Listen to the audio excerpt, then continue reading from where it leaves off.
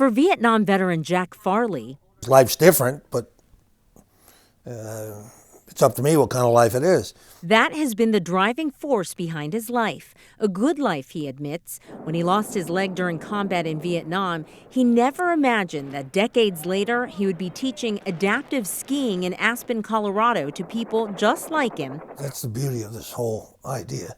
Wow, I can do this. All the limitations you have with only one leg are gone, because the only limitation you have is gravity once you learn how to ski and balance. Farley isn't just a decorated war vet with 4 Bronze Star Awards and 2 Purple Hearts.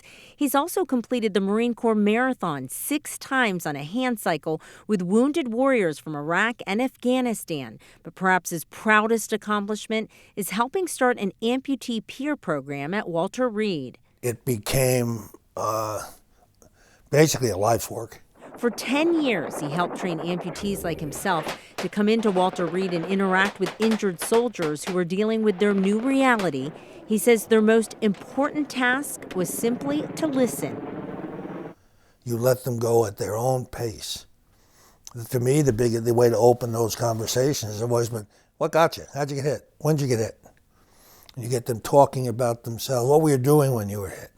Because they're all proud of what they were doing and of their buddies that they're with. Once you start that, then you start getting in and listening to what they're really concerned about or what their fears are. In 1989, Farley was confirmed as a judge for the U.S. Court of Appeals for veterans claims.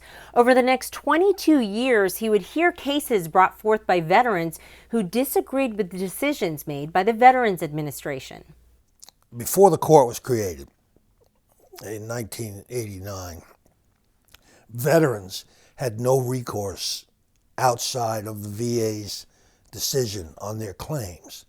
Judge Farley's job was to independently review if the VA made an accurate decision on people's claims.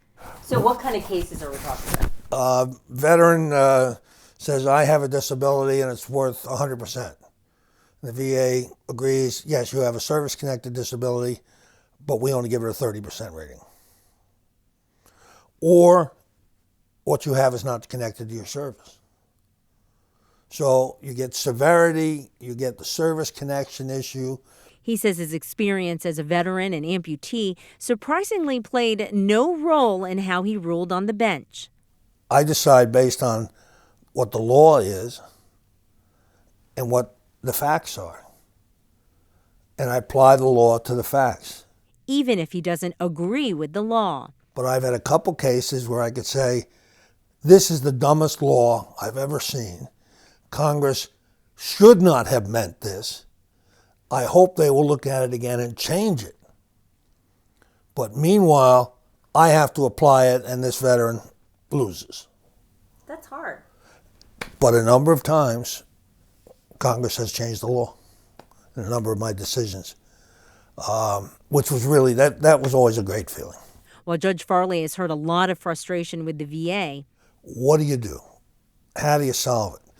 I've stopped critiquing the VA for the simple reason that I don't have a brilliant solution to how you solve the VA's problems. Now retired, perhaps Farley's greatest contribution to veterans today is simply giving hope and leading by example as a disabled war vet who has thrived. Family was a huge part. Religion was maybe even a bigger part. And given back, serving far beyond his years in combat. I'm Nancy Yamada for State Circle.